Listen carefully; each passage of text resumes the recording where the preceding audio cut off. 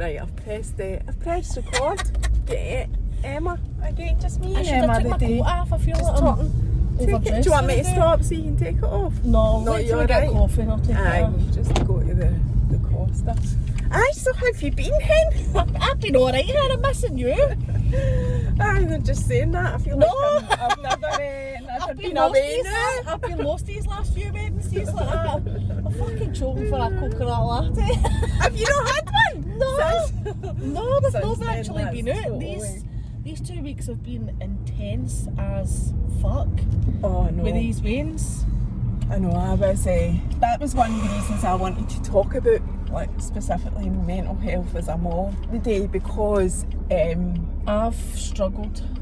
I absolutely have. The first week was kind of alright, but that last week and then that lead up to Easter weekend, and not that we actually did anything, because we just had a wee hunt in the house and just kind of stayed in. We never went out anywhere. I wasn't booking anywhere either. I was absolutely fucking skint. That's another thing. Money.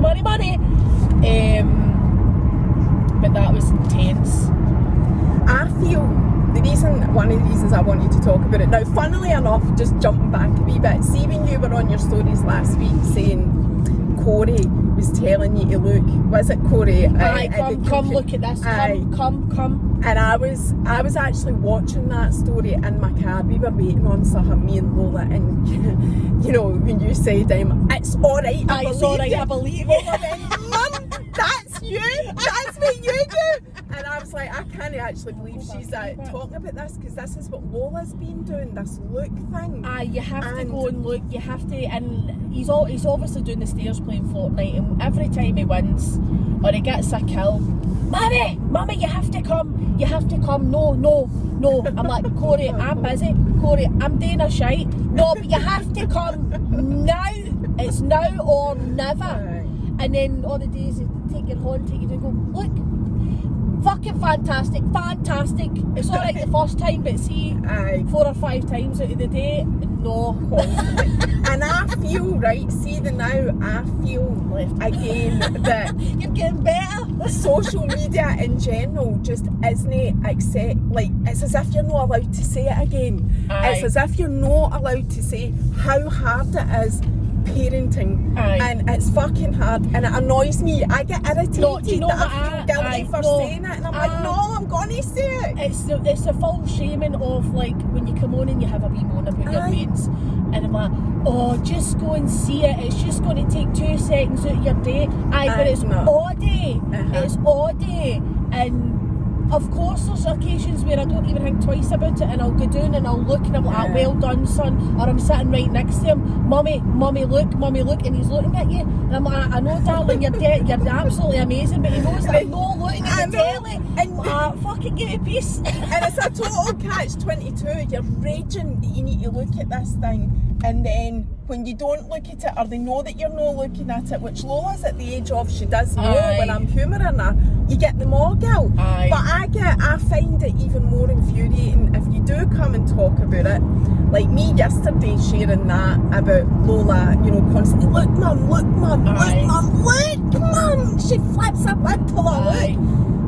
And then somebody reacting to that story with, like, even just a sad face or whatever, and I'm like, this is why mental health is for parents. But see that second that you show it, nobody sees how up to high dough you've maybe been for the full day, because I've seen it myself, or when you run into your pals and that they're up to high dough, and I hate that pure straight over. No, left. I don't like that. All right, come on over and come with me. You're more stressed out our boxes have to be, like, I don't know, condescending to you, like.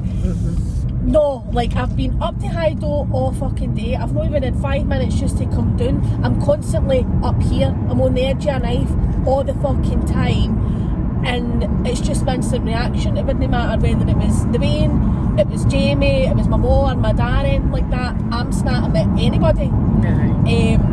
And it's, oh come on, the morning sit with me for 2 wee minutes. I like you're the big baddie as well. As if you're a bad bastard. You're like, I've just not had the fucking headspace. I've not been able to get a shite in peace. I've not been able to get a cup of tea. I've not been able to do anything, Bailey. Even just because I it's find up that- your arse. Aye. No, even if you're physically doing anything, which was what I was trying to say yesterday. Like, even just being in your thoughts, like you're thinking about something. Aye. I don't know. You know what it's like as a mo, you've got 101 things Aye, on your and feet, you've got the bills, you've got the dinner, you've got the cleaning going, if I get this smash, fuck man, we're going to a birthday party next week, I need to go and get fucking that. It's 100 mile an hour stuff and it's all on your back. And you're organising things in your mind and it's like, Mum, can you look at this stone on the ground? And you're like, fucking Mum, stone, look at this crystal. I'm going to I've got 5 of these already, but can I get another one? How many crystals did you come back with? Oh God, fuck knows. I never even counted them. And I do like crystals, right? I'm going to say that. I do like them. But Lola's actually putting me off. Putting me off them. She's obsessed. Aye, she's obsessed with them. So, it was the whole, oh look at this is dead nice. I was howling, man. Look at this. I definitely need these porcelain nails, Mum, and then they're fucking falling off of the door. And usually get my glue. It's in the top drawer, second. No, it's in that chest of drawer, second drawer. Even that, my head was bursting. See that day, I'm just like, get fucking out. Go away. Go with your dad. See when is it left? I left. See when they're gone to the pictures, honestly, I'm conscious of what people are seeing snippets of, right? And it looks like I'm fucking putting my feet up every other day. They're away at the pictures and I'm like, yaldi, let's get a party. It's not like that. No. She's knitting my head the whole entire day, apart from that time that he maybe takes her out for a couple of hours. Well, Jamie had actually, was it the Saturday? So I'd been really, really stressed out my box the Thursday and the Friday. And the Friday was really, really intense. Jamie was off work, but he had got up in the morning, he'd been away out to get the car valeted, and then me and the boys got up, doing that way, and he came back in with something out the baker's for us and walked straight back out and said that he needed to go for a haircut. Bearing in mind, he'd been for a haircut the Saturday before for the christening, right? And I'm like, where are you going? Haircut? You don't need a haircut, you've had your haircut. It's not even long, what you doing? Like, don't leave me! And 2.5 hours, I could not leave that living room because the boys were on one. The cheek had been fucking written for the last 2 weeks, and it was just hitting that absolute high. You'd reached your maximum. I'd hit my limit. I couldn't even walk into the kitchen without them touching each other and screaming and moaning and shit like that. And I had texted him and I was like, please don't be away for long. Like, I can't get out this living room. It's going on to 12 o'clock in the day. I'm still in my jammies. I've not put a brush through my hair. I haven't even washed my face. And you're away for a haircut that you don't actually need. I'm like, we could have been like up, ready and out, and we could have all went, because really the boys needed a haircut. I was fucking fuming, right? And then what had happened was, I'd walked up the stairs, Mary, and I'd got to the top of the landing, and then I heard this almighty crash and bang. Colin had pulled the telly down off the unit, and I was fucking sick. Ran down. It was absolutely fine, but the two of them would get the fright of their fucking life. And I'm like, I can't even leave the room. I went up the stairs to get out of my jammies. I left you on the couch, and by 13 steps it is on my stairs, you had pulled the fucking telly down. What the fuck is going on? And they had never done that before. And I see, just overexcited. When it comes to, like, when babies are babies, right, and you read up and they're like, oh, when they get to these stages and they're testing the boundaries, like Wayne's will go through a phase where they fling their arms about, they're testing their boundaries, seeing what's sore, what's this, that and the next thing. And I think this is just a boundary stage now, but it's in the toddler. That where, and Colin tried to do it again on the Sunday, and he thinks it's funny. I went, you'll not be laughing when we've got no fucking telly. Aye. Oh God, that honestly. Would be your worst nightmare. But you having a coconut latte? Yes. Hiya, can I have 2 medium coconut lattes, please? Yep, anything else? Do you want a wee cake or anything? No, just 2 rolls of sausage. No, that's fine, thank you. No worries, we'll get it. Thanks. I've not had my coffee yet, so I am. I was going to have a can of bull and I thought no, because I might fucking like this by the time that you're dragging me off. Fucking eyes rattling and everything. But it just annoys me that. Do you know, that I you text can't Jamie and I open was it. at Collins Paul to Telly doing round the road in 2 seconds he was. Oh, was he? And I'm like, where were you? Where were you? Ended up not talking to him for the rest of the day, and then on the Saturday morning, I'm like to him, like, you better not be See, even if Keith, I'm I've only got one vein, right, and I feel guilty even moaning because I've only got one vein. But Lola is, I mean, you have seen it 100 miles an hour, 100% of the time. Mm-hmm. There is no let up. And see, even if Keith says to me, you can only I'm going to work stimulate on them for so Saturday, much. I'm like fucking raging. No, I'm like, no, I'd rather not have the money. Can you please just not work, because I've had her all week. And because he's self-employed, he goes out at, well, this morning he was away at 7:30. He'll not be home the night before 7:30. So I'm dealing with everything for getting her out to school, to coming back, and whatever's going to be if happening there's like after a school. day of rest, or at least a couple of hours where just to get a bit of fucking heat space, because your brains are exhausted at the end of the night, right? And I'm exhausted, but then you've got things that you need to do, so you don't even get to switch off No, or you don't. anything like Never. that. And See, before we went that on was holiday, just intense, that 2 weeks. I mean, the holiday was, it is actually intense when you're on holiday as well, because you never stop being mum. I was thinking that when I was away, you know, where's my this, where did you put that, can you sort my hair, does this go with this, you know, Keith's doing a fashion parade, I'm like, I'm on my fucking holidays, can you just like fuck off. I know I'm going to be going on this holiday and it's all got to be hunky-dory, and I says to Jamie, you're not drinking, because Jamie has ruined every holiday that we've went on with drinking.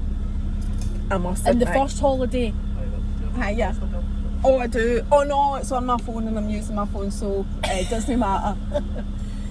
Thank you. you're not drinking, you're not getting bluttered. Do you take sugar or sweetener? No, just as it comes, thank you. Thanks. Because the first holiday, like with no wains, I wasn't pregnant, but I got absolutely bluttered one of the nights, and it was a joke.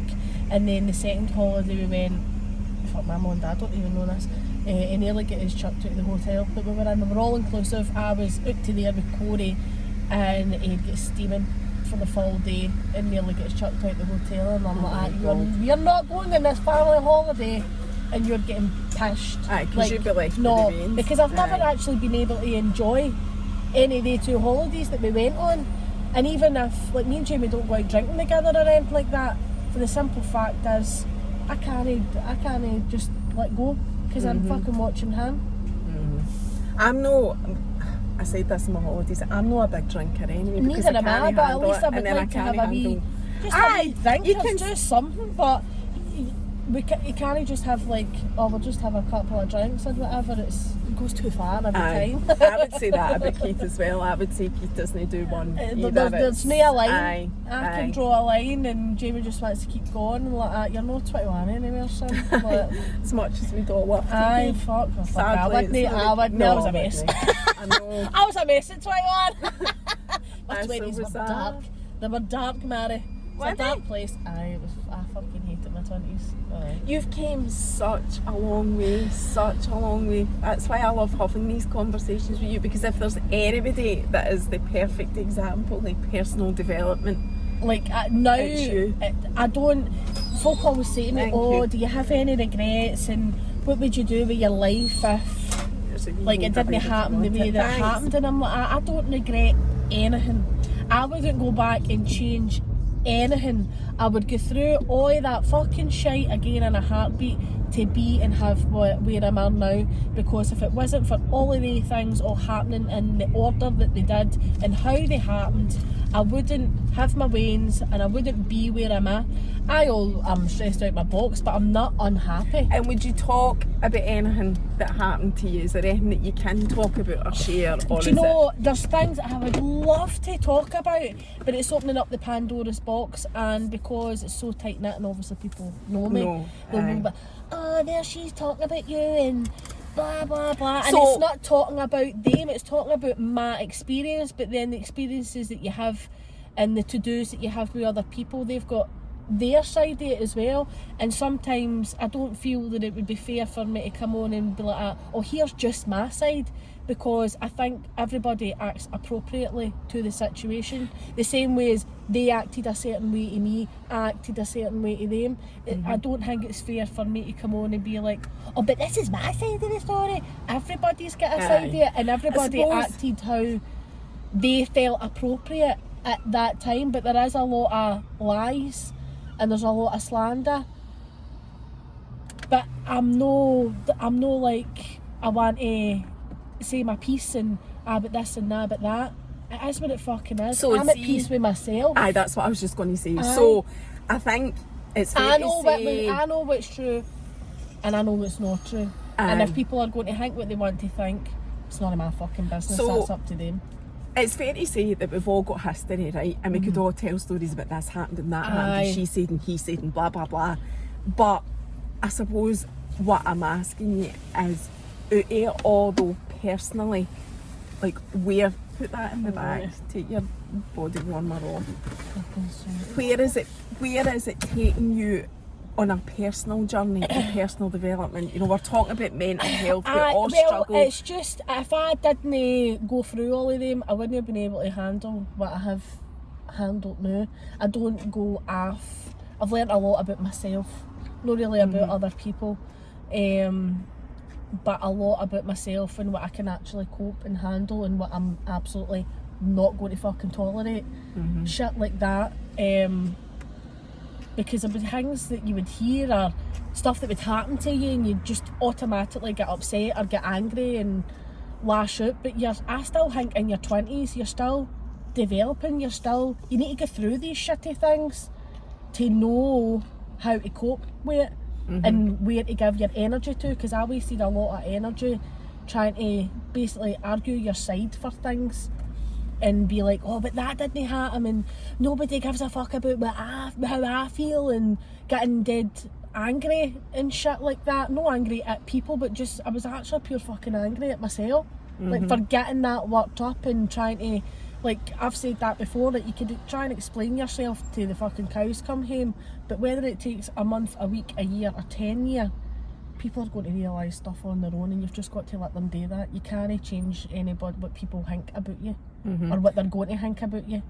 And is that how you like mentally handle stuff? I mean, I know you suffer from anxiety, so do I. Mine's is different, yours is different, everybody's different with that. But how do you manage life day to day now, just in general terms, compared to what you were like, say, do you know what I years find ago?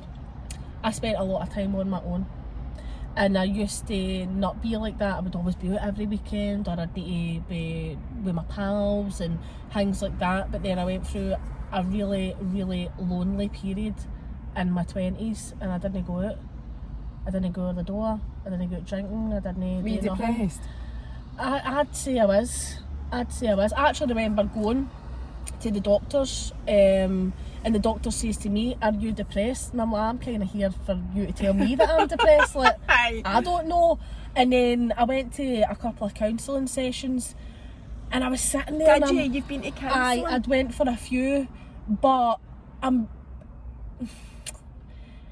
it just wasn't personal enough. I felt like the woman's just looking at her clock, like, you're in here for an hour. There was no rapport, there was no trust, there was no build up, and it was leaflets. Here's a leaflet for that, here's a leaflet for this, telling you stuff that realistically I already know in my head.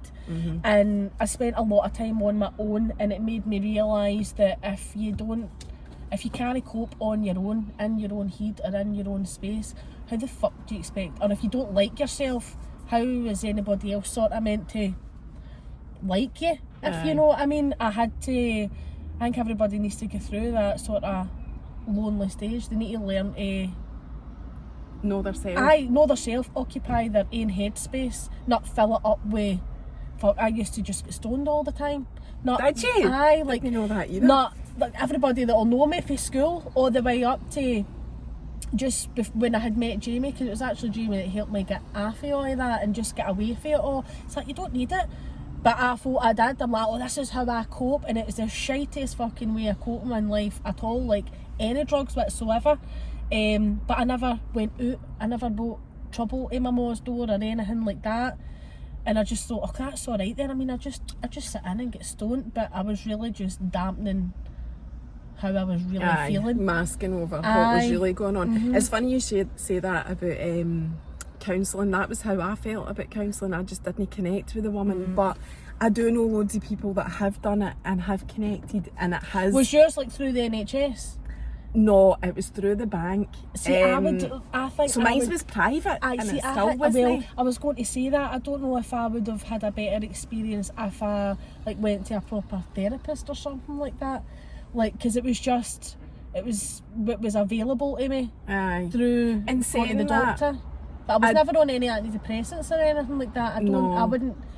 Not that there was anything against it, but I would rather not have it suppressed, basically. Aye, everybody's different, and I know this is what you're thinking as well. So I'll just say it. I think it's fair to say that the whole therapy thing, the counselling, drugs, whatever, if you need it, you absolutely take it. If it's a difference between living your life and then you absolutely take it. Everybody's different. You definitely need to find your thing. It's understanding. It's helping to, like, you try to understand yourself, but like basically they try to train your brain of going down another wee route to steer you off of that fucking route that you always seem to keep going on, that, oh, nothing's ever working out for me, and why does this always fucking happen? Well, why not you? What is it that you think that this is teaching you then? Do you know what I mean? How did you get to that? How did you get to that point that you've just said there? I don't know. I honestly don't know. Because your story, you fascinate me. That's the honest truth. You fascinate me. I'm really boring, Mary. No, you're not. No, you're not. Because you talk about your past a lot, about the crap that you used to get up to, or you make reference to it or whatever. And now, like, well, you're big on Instagram. You've got your own business, and you're spiritual. I don't know how much you believe in that, by the way, but I've never actually spoken to you about that. I'm not dead spooky, but there's things just that I've maybe got into over the last couple of years, and I'm totally in tune to that. That even if I'll see 111 on my washing machine, and whatever it is I'm stoning doing in that kitchen at that very moment, I'm like, I should be folding this washing right now. This is exactly what I should be doing. Like, exactly, yes. Or if I'm having a pure shite time, or whatever it is I'm thinking about, like, that's exactly what I should be thinking about at that time, or just shite like that.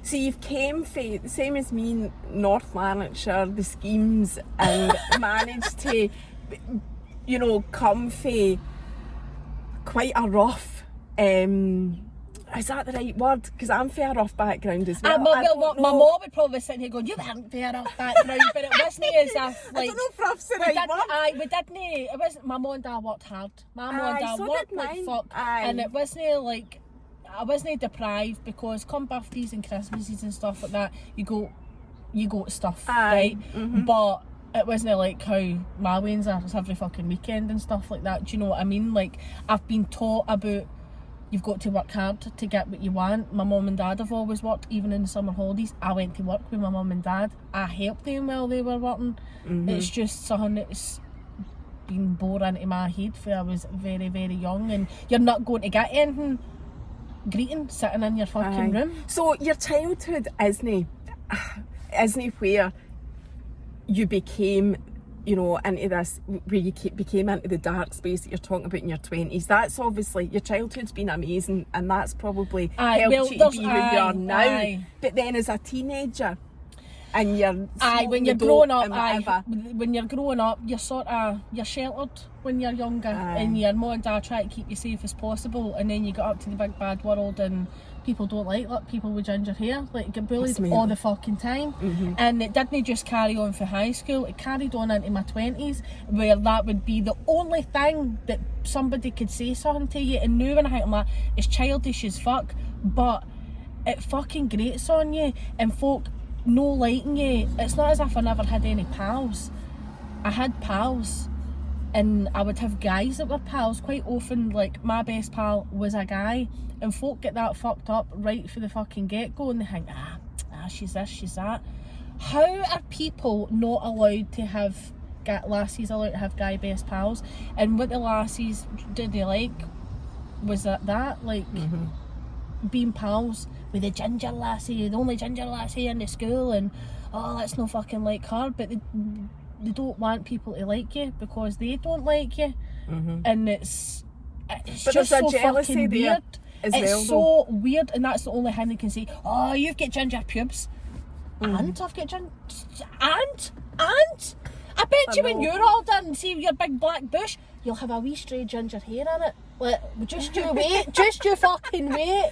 But not everybody wants ginger hair. I know, Ginger but hair wasn't it a was problem such a- when I was at... it Well, was not that such- I know it. Not that I well, know it. I But think when you don't, it But it's not sounds you. like not a thing to be getting worked up about, but when you were getting jumped and you were getting your head God. kicked in, aye, it just was a for thing. being you, it's fucking terrible. It's terrible. Getting absolutely traumatised, and I didn't have MSN and all that when I was at school, so I kind of got to go home and it didn't follow me in that sense. But if because of where I stayed, nobody ever really came to our bit to hang about. I would leave my street to go to down to Burnfoot or go up to Green Gears and things like that to hang about, because that's where I ran about. And I go into these places and just all these lassies turning up and kicking your Do you front think in. that was what triggered you going into a dark space? Do you think? I don't know. It was just like, you're not a bad person, so why are How all did these you get bad out of it? things Aye. happening to you? So all these I bad left things. school. I just left school. I left school as soon as I was 16, and I got a job in an accountant's, and I absolutely fucking loved it. And I met a whole new load of people. You and an accountant's. I know. How long And I did you loved do it. that for? I'd done it till I was see you doing 18, that. 19, something like that. Basically, the guy didn't want to up my wages. I was looking at another job. I was getting paid fucking minimum wage to look after people's accounts and do wages and all that. I was getting £400 a month. Jesus. A month. Couldn't fucking afford to buy my dope. I was raging. Priorities. Priorities, not that when you're 16, 17, aye. And I basically got another job, but I had made a whole load of new pals. I'd been going with somebody when I was 15, and I was with him till I was 18. And we were both going in different paths, so we split up, and I basically had no pals. And Landos, coached by Chris, right? Landos, he was basically the only pal that I had. And through Landos, I met my best pal Diane. And then we would all go to the pub and things like that together. And honestly, like, he's seen me for way back then, because we went to school and all that together, and then we all ran about together. I'd met somebody new, but he had seen that relationship go for its ups and downs. He'd seen me go to a really dark space, and that's how, like, now he's like, you've came a long way. And sometimes I'm like, but I've not really, it's just life. Everybody's got a story to tell before, because he's came a long way and all. Do you know what I mean? He's I'd been like in to some get dark. him. Oh my god, well, you'll get a fucking laugh if you get Landos. Because he's came And the a long caramel, way. just to clarify. He's came a long way as well, do you know what I mean? And everybody's got a story to tell, like. And then folk would hear my song and go, okay, we're not that hard done to. But at that time, when you're going through it, you just feel like the fucking world is caving in on you. And So how it's long weird. did you smoke the dope for? Oh, I had only gave that up. Corey will be 6 this year, so it's 2022. It was probably about 9 months before I actually fell pregnant with Corey. 2022. And that was around the 21, time 2020. you met Jamie? 90. What's the years? No, 2000.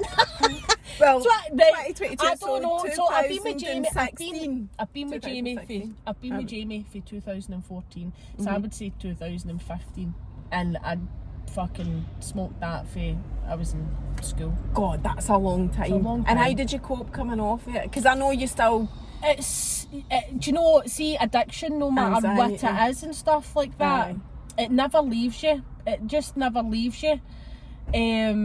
But I'd never tried, and I had never wanted to. It was one of the ones, I don't fucking want to come off it. Like, I enjoy, this is my downtime, this is what I enjoy doing. I don't drink. No, trying to justify your habit with, but I don't drink, and I don't stick shite up my nose, and I don't do this, and I don't do that, I don't go out, I just get stoned. Were you smoking it every day? Were you getting stoned every day? Every day. So you were addicted to it? Oh, absolutely. And you came off it cold turkey, totally? But see, if I didn't have Jamie though encouraging me and just being like, Emma, you don't need to do that, you don't need it, because I came off it, and then I'd smoked fags for a wee while, just to take that sort of edge, choke off. And then I'm like, I don't even fucking like fags, I don't even like them. And then you couldn't get menthol anymore, because that's what I used to smoke, menthol. And I ended up, I don't know, because it opens up your fucking arteries wider. I don't know. I don't know. And I got a wee vaping pen, and then that was my new thing. And even now, I always have one, like, sort of here in my home, but I don't chuff on it as much as I used to, because during my pregnancies, you obviously aren't doing anything like that. But I couldn't fucking wait for it as soon as the wean was out. I'm like, I fucking need my wee woo. But if I didn't have Jamie, I would have never bothered my arse. So you've got a lot to be grateful to him for as well. As much as they fucking test my patience. Don't they all? I would never take anything like that away from him, because he really did come into my life, and he changed things. Although we've been through a lot, and it's not always been the best or the easiest journey. Like, he's helped me as well. But if it wasn't for him, I wouldn't have got out of that cycle. I would have never that's what turned it round for you? What, meeting him. A lot of things changed, because I was getting to that point in my life. I had cut people out, family included, and it was the best thing that I'd ever done. And I'm no fear to say that if I didn't cut out the people that I had done, I would have still been in that vicious circle. I'd have still been smoking and doing shit like that, getting fucking my head absolutely melted. But when I cut people off, just started doing my own thing and stuff like that, it changed my life. It done wonders when you get rid of that, the baggage that weighs you down. Basically the stuff that weighs you down, folk that don't want to fucking see you doing anything and want to keep you down to their level. That wasn't for me anymore. When you get older and you start realising things, and you start putting two together, and you're like, that's not actually fair, right? What people are doing to me. It's not, and I'm not taking it. I'm not taking it anymore. And then when you actually stick up for yourself, nobody likes that. Nobody likes that. Who the fuck does she think she is? Well, let's just fucking try and bring her back down. And that is what happened for many years. Trample all over you. People think that's talk shite and do things. Fuck, you go away for your maternity and you come back to work and folk have been saying this, that, and the next thing, and you're like, what? But you know, find when people say that to you though, whatever it is, that it will affect you for a few seconds before you're like... I know how to handle my emotions, and I laugh quite a lot of stuff off, because I'm just like, I'm not going to sit here to blue in the face and go, I didn't do this, yourself. And I didn't say that. See if that's what they want to go and tell everybody, batter on, because all people are doing is making a fucking arse of themselves. And that is all they are doing. And now, when I had Corey, it really does. Wednesday put everything into perspective. And you're like, totally, who gives a changes fuck your about life. any of that shite, man? Like, totally. Fuck that. That's another thing I don't actually think's talked about enough as a parent, is how mentally, again, I'm all about mental health today. It's because I've got so much on my mind myself. I'm like, I want to... Are you okay? I'm actually okay, but I do want to talk about it. The impact on your whole mental health, mental well-being when you have a wean. And you know, it goes without saying, I feel like we always need to say this in this country as well, I take a bullet for my wean. I cut people off. Everybody would, but you're allowed to moan about them. I want to say as well how much a massive impact it was on my mental health, but moving on for that, because we've talked a lot about that, I did want to talk about anxiety, and I was thinking about this on the way here because that's what I've got, and I've had it in my life since I was 4.5. I actually don't know a life without it, right? Which makes it's actually really hard for me to talk about it. You probably I only struggle have to talk about it. You probably have very small moments out of whatever period of time where you aren't anxious, but it doesn't last that long. You don't know you're no anxious. Aye, Do you know what I mean? How I feel like anxiety for me is such a huge part of my life that it would be me. That would be like me coming on here and talking about why my nose is a weird shape, right? It's just like, it's part of my life. I wouldn't talk about that because I'm so used to living with it. But the reason I do talk about it is because I know it's so important for people that have maybe just recently become ill with mental health or anxiety. Yeah, it's just one of the, you actually do have to talk about it. You have to, no matter, Jamie always says to me, I'm no good with words. I can't put like sentences together the way you do. And I went, well, just say words to me. Just shout them out. Like, can't, fuck, suck it, life, fuck it, why me, all that. Just say whatever it is that you want to say. You don't have to put proper sentences together, because he struggles to sort of express how he feels. But I get him. I get it. It's no, and I'm a talker. Emma, I can talk for Scotland. But see, even like last week, I had a day after I came back from my holidays, I was totally ill with anxiety, right? And I don't talk about this that much because I struggle to even explain really what it's like. Like, see the day we were flying back from holiday as well, I was up at 3:30 in the morning vomiting. It was nothing to do with drink, because as I've told you, I hardly drink anything because I just can't handle it, and I can't handle the anxiety that comes with that as well. I was sick again at 7:30, and it was all because I had travel anxiety. I was just like up to high do about getting to the airport, getting the suitcases through, losing my suitcase, you know, all the shit that goes through your mind. But whatever needs to be done that I maybe didn't know about. And I was just, and I think to myself, I can't actually come on and talk about this. And I can't even do a written story about it because I don't know how to explain it. Because for me, anxiety is lived. Anxiety is a physical reaction for me more than mental, right? I feel your muscles, sick. your body responds to it, and it's as if your body is trying to fight against how you're feeling. Because I get a really, really sore, sore chest up in here, or I feel like I've got a stitch, as if I've been running a marathon, and I'm dead. Oh, just uptight. I'm a fucking a tight coil, man. I'm just and then other days I'll have anxiety, but I'm really quiet.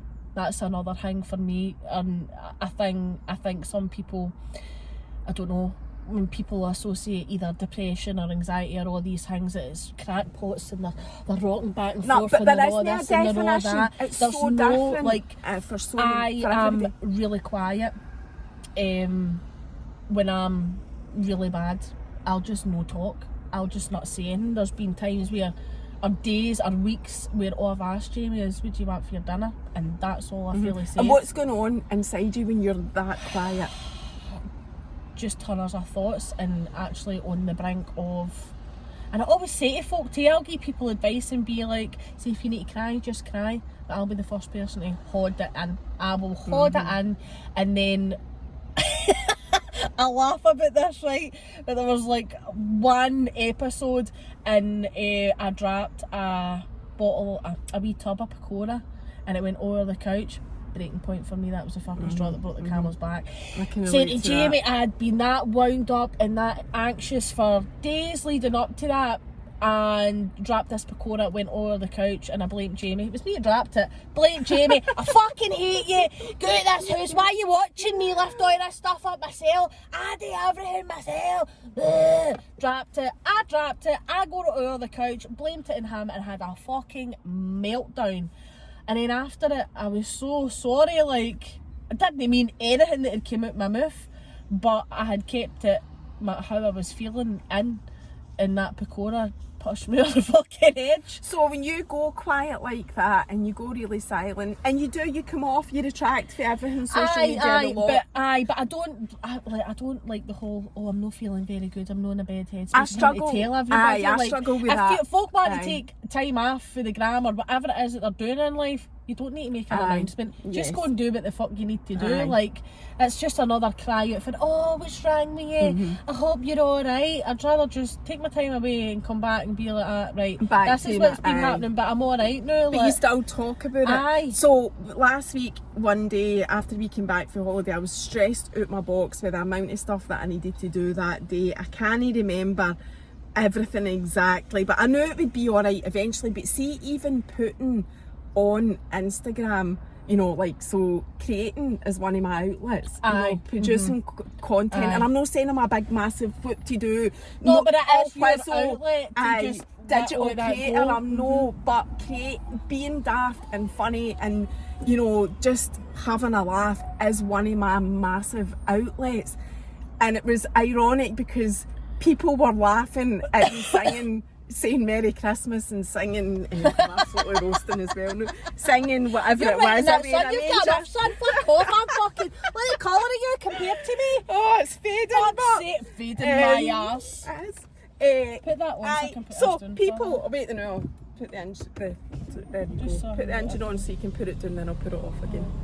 So when I said that, it was ironic because people were pissing themselves laughing, and then the next slide says, I'm totally got anxiety ripping through me the day, so acting like a fanny makes me feel better. Outlet so it was like, their outlet. I've laughed at that, and this is what she said. I actually took it down, not like straight away, but a few hours later or the next day or whatever. I took it down before it was due to come off anyway, because there was two things. I was annoyed that I did it like that because I was making people laugh, and then they were feeling guilty for laughing. And then the second thing was people were messaging me, "Oh, you alright? I hope you're alright." And I'm always grateful for people being interested, but I struggle to talk about it, and I was like, I can't have people message me because I don't know how to put it into words, and I feel guilty about that as well because I don't want people to feel like they can't talk about how they're feeling. So it's still a massive learning thing for me because I'm trying to talk about something that's as plain as the nose in my face, and you wouldn't talk about the nose in your face. So that's why I struggle with it. Sometimes I will come on and I'll be like, I'm fucking up to high dough, and then showing the reality, you're weighing screaming their fucking head off in the background because some people get affronted with that. No, because see what's going on in my house, it's going on 2 doors down the hall, it's going on whatever. And see if I always feel better after I've just said it. It does help, I know, and that's the other thing, putting it out and talking, talking to you, I'm already feeling better. The day I was actually feeling anxious today, not because I'm coming here, but just because in general that I live with anxiety, so I'm always at some point and even every when day I come probably on, feeling it. I'll come on my stories and sometimes it'll maybe start off in a wee, I'm not feeling too good, but see, guaranteed by the end of 20 stories I'm laughing, I'm feeling better, and I always like to talk to yourself. You talk yourself out of it. I like to laugh. It's one of my favourite things to do. I love laughing, and I like to make other people laugh, but sometimes you do it without even trying, you're funny without even trying to be funny. It's your personality. And I always want to leave people better than how you found them. Do you know what I mean? You can bump into somebody and they're having a really hard day, or when I'm talking to people or somebody's maybe reached out to me off the back of my stories, and I'm a voice noter, I send voice notes like fuck. I'm new. I love voice notes because you get your feeling, you get your empathy and your compassion over so much better through a voice note, and then when they're back forthing with you, see, by the end of it, they're feeling a lot better. I'm feeling better, they're feeling better, we've had a wee giggle, and do you know what? We're all going through the fucking same shite. Definitely makes a difference. I totally agree with you. Talking to people, finding your people that are in, your wavelength, is that the right thing to say? But just finding your miles people away from you. I speak to people over in Ireland. It's the same over there and all. Do you know what I mean? It's just life. I know, totally. So see, anxiety for you, because we've talked about this before. You did, is this right? You didn't really experience it or suffer from it till you were in your teens? No, when I was 17, I was basically getting up in the morning and spewing. It wasn't that I wasn't well or anything like that. I was just getting up, and the thought of life that day was making me ill. And I was spewing rings around myself. Going to my work eventually, like getting up and getting ready and going down and going to work. And then I just couldn't, I needed to rest. My body it was just fucking patting in on me. And I'd get a sick line for the doctors. But I didn't know this at the time when I was going in and telling them how I was feeling. They're like, you've got severe anxiety. Like severe to the point where you're physically being sick and you just that was feel just like you life can't. And in that general was just, at that point. But see, now that I'm older, I know what's triggering that. Can't I talk about and that? that's how you handle it. You know how to handle I know it. it was triggering that. And then you're growing up. I went through a really, really bad breakup in my 20s, and then ended up with an eating disorder. And I didn't know that. It was I was dead angry. I was dead fucking angry, because you think that your life's done and sorted, and it absolutely was not. Everything just crumbled from underneath me. And I can remember shouting at my mum, and I always regret it as well, because I'm like, I was shouting at my mum going, I fucking live in this house with yous, and how did yous know that like this is what's happening to me? I was doing it to myself. You choose whether you're going to have something to eat or not. It sounds dead sad, but my mum would be like, do you want something to eat? And I would just automatically say no. Oh, don't talk about it if you don't want. Don't. You came out of it. Anyway, though, Emma. It's just, no, you have to talk about it, because No, but other people might have felt like that, but I would always tell my mum no, that I didn't want anything to eat, because I didn't feel like I deserved to have a meal, because of how other people made me feel about myself, and the folk that are around about you, that are supposed to care for you, and that are supposed to look after you, and they didn't. And it was just coming at all ends all the time, and I wasn't doing anything bad to anybody, but then you need to have that dark time, and that learn to basically love yourself and know that you are worth a plate of food. You are worth like the stuff like that, because people made me feel like I wasn't, and that I was like a bit of shit, and that I was a bad person, and I wasn't a bad person. It was just shit fucking times, and I wasn't out doing anything bad to anybody, but folk were just fucking coming at you all the time. Look how far you've come. Look how affected you are talking about it. Look how far when Jamie had met me, I was tiny. I was built at the side of a fiver, and Jamie really did sort of change my life and how I felt about myself and all that and all. But I was busy blaming my mum and my dad and things like that, because I'd collapsed one night on the way to work, and I had got cooked out to the hospital, and the first thing that the nurse says to me was, have you got an eating disorder? And I was like, no. When was the last time you ate? I don't know. Well, you weren't even hungry. No, I was just suppressing the feeling, just smoking dope, drinking Red Bull. That was another thing. Although I still drink Red Bull now, I had a really bad relationship with it when I was younger, because that's all I survived on. And I had collapsed, and that was basically when I'd found out you've got an eating disorder. And it wasn't that I was making myself sick or anything like that. It was a control thing, because I'd never had control of my own life for years. Really, my life was dictated by other folk around about me, what I was doing, what I was getting up to, things like that. And then the minute that I got control of my own life, I didn't know what to do. But you came out of that. Like, this just confirms why you're fascinating. Like, you came out of that yourself. I mean, that's probably as close to the lowest that was that you could get. For me it was. If you hadn't collapsed, what would have happened? I know, would I just, or I could have collapsed and I could have been in a place where nobody knew me, because the wee shop that I collapsed in, I went into that shop every night before I went to work. The guy that owned it at the time, he'd seen me grow up when I was a wee lassie. He knew exactly, like, he wasn't a stranger or anything like that. And what had actually frightened me the most is that you took a fit, and I'd never took a fit in my life. And I don't know if that was just part of, obviously, the fainting and the passing out, but I'd never taken a fit before. And I'd went straight down to the Monklands. And was that a turning point? Was that a wake-up call? That was a big, massive thing. But that was when I get angry at my mum, and I'm like, it took me a while to be like, it's not even my mum's fault.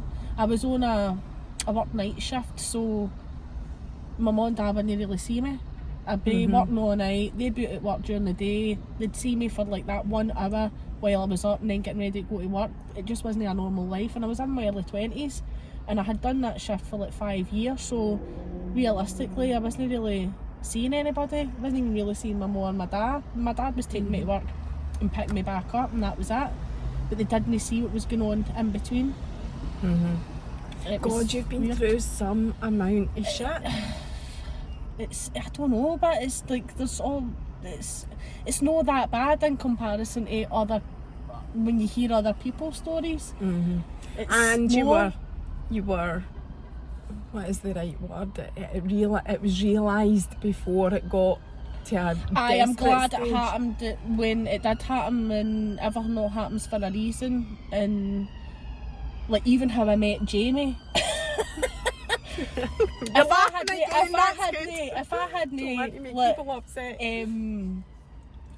hadn't sent him the wrong Snapchat that day, me and him would have never started speaking, and that again was me being funny. Have you told this story before? I've spoke about it on my stories, but tell us it. I'd basically, right, so my cat get put down, right, devastating, right, the cat get put down, the wee woman that I worked with in work, she brought me back this teddy bear pug, right, she's like, I couldn't find a cat, so I got to a pug. So she brought me back this teddy bear pug, and then this guy that I knew, right, he was my pal, he would look after his pal's pug. So I sent him this Snapchat going, oh, do you like my pug? Right, and it was me and this teddy. Sent it to my Jamie instead of that Jamie. And then I had went onto Facebook, and I'm like, oh my god, when you send the wrong Snapchat to somebody, shoot me now. And then Jamie commented on it, and I didn't realise I had them on Facebook. And I'm like, this is fucked up. And we just kind of kept talking after that. So I mean, funny gets you, it doesn't get you funny, it gets you the dick and all, do you know what I mean? But it was, when I say, oh, me and Jamie met through Snapchat, essentially, folk are like, aye, through Snapchat, thinking it's through dirty messages, nudes and shit like that. No, it was just through me being a fanny, basically, just being funny, which wasn't actually meant for him, it was meant for somebody else. And it just kind of went for there, and that was that. The rest is history. That is that. I know. So I'm conscious of the time, so I just want to ask you, probably to finish off, is that if there was one piece of advice, not that you would give yourself, because I hate that question, because I always think there's no advice I would give myself, because I wouldn't have listened to myself anyway, to people suffering in any way with the stuff that you've been through, mentally, anxiety, eating disorders, you know, addiction, all of that, what would you say? I don't know, trust the process, and don't be so fucking hard on yourself, because you're never get out of that cycle if you're going to constantly beat yourself up. It's all right to turn around and say, I am not a bad person, I'm not terrible, I'm actually quite nice. But you can't force people to like you. You're not going to be for everybody. Choose your battles wisely, especially with yourself. Like, that's good advice. do you know what I mean? That's great. Thanks for that. I've really enjoyed that wee catch up. Fucking great. We'll see you. I'll be back in the facts, Mary. That'd be my fault. Oh God. Thanks,